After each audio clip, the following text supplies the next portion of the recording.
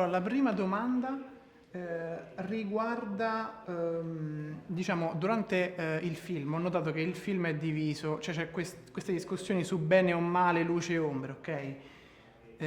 Secondo voi il film può ridursi semplicemente a queste due definizioni oppure è una situazione, diciamo, molto più complessa? Good question. Very good question. Gosh. Yeah, I think the interesting thing about our film and the interesting thing about Dampyr is that you have the good and evil, but you're also set in a very real world of this war, a not so distant war that happened in our lifetime, and we're kind of back there now, a war in Europe, and it's good and evil.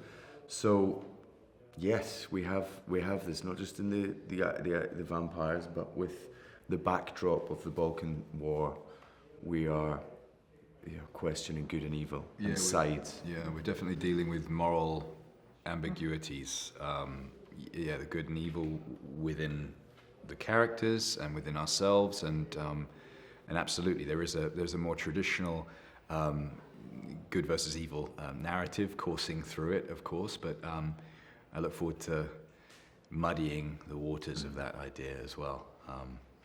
So it's a good question. Thanks. E l'altra domanda è per Martin. E volevo chiedere, durante la conferenza hai detto che tu diciamo sei entrato molto nel personaggio, hai sentito una certa affinità. Volevo chiederti quanto c'è di tuo nel personaggio e quanto hai portato di te stesso appunto dentro l'interpretazione.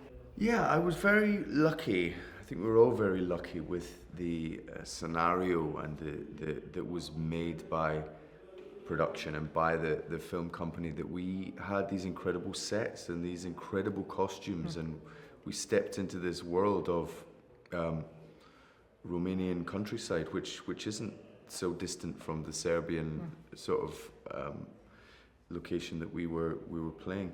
And it was cold and it was wet, and we were lucky to do a lot of our own stunts, so you were throwing yourself onto concrete floors and it was minus whatever degrees.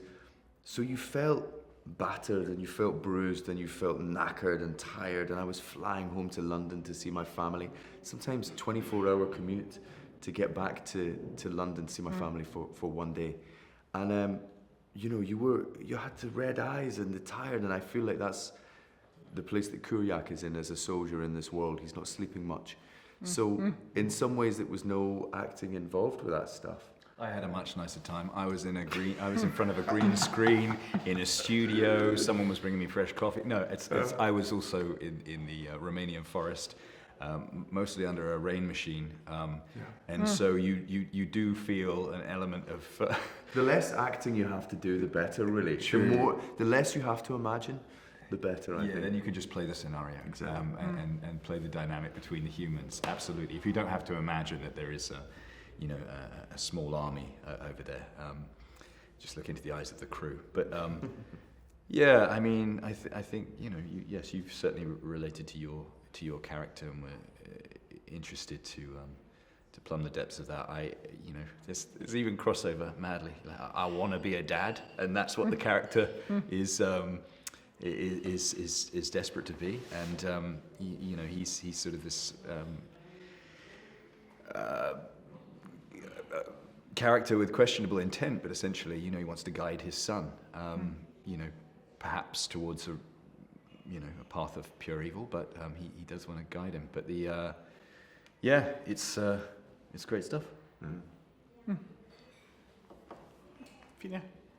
Grazie. Grazie a voi, thank you. Ok, la mia prima domanda è per il regista. Essendo che si tratta di una trasposizione, molte volte nelle trasposizioni i registi tendono anche a mettere da parte un po' il loro sguardo a favore della fedeltà. La mia domanda è: quanto di tuo c'è nel film e se secondo te la fedeltà possa, abbinarsi alla visione del regista, oppure se necessariamente vanno a scontrarsi, cioè la fedeltà con la visione va a scontrarsi fra loro? Allora, guarda, quando devi creare un adattamento cinematografico c'è un mondo da creare, quindi è tutto quel mondo alla fine è posto su di te, cioè sei tu che devi dare gli spunti al set designer, al costumista. Chiaramente hai una base di partenza, perché la storia è assolutamente fedele alla natura del progetto, la Bonelli voleva assolutamente questo e ci è riuscita. E per me c'era un mondo da creare e in questa cosa mi sono sentito, anche se avevo una base di partenza, sono sentito vivo, andare a cercare le location in Romania, stare mesi là a cercare le location più vive per non mettere gli attori davanti al blue screen. Quello è tutto un percorso in cui alla fine stai impersonificando le tue volontà. Nel modo di girare, che chiaramente non è una cosa che puoi capire da un fumetto, quindi penso di aver dato tutto me stesso in Dampyr, sapendo però che ero fedele alla property, perché lo screenplay era basato sul numero 1 e 2. Ok, grazie. Per David, guardando il film potremmo semplicisticamente definire il tuo personaggio il cattivo, diciamo, però secondo me non è così, cioè nel senso, secondo me è un personaggio che ha delle ragioni per agire, per fare quello che fa, magari delle ragioni anche molto precedenti rispetto ai fatti che vediamo. Secondo te, quali sono le ragioni appunto alla base delle azioni del tuo personaggio? I think he likes chaos. He likes to bring in sort of the idea of man against man.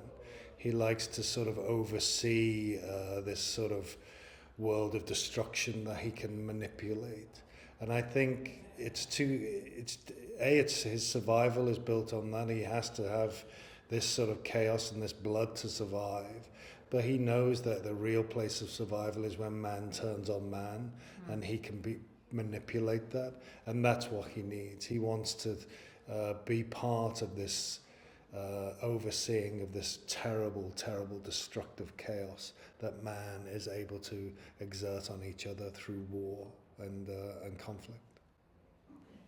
L'ultima per entrambi, essendo che il film si ambienta in un contesto di guerra, ok? Quanto influisce questo sulla storia e sui personaggi dal vostro punto di vista? So for me, the impact of war is it's a wonderful thing because he wants chaos, he wants blood, he wants destruction. It's very much the evidence of his mind, really, and his desire is to have this type of conflict. So it's the great playing field for him as far as he is concerned. E per me è anche questo, nel senso che all'interno di un mondo brutto come la guerra la gente è in cerca di speranza, e il viaggio del nostro eroe è un viaggio di speranza perché lui deve abbracciare il suo destino, deve trovare il suo posto nel mondo, oltre che a salvare il suo caro amico.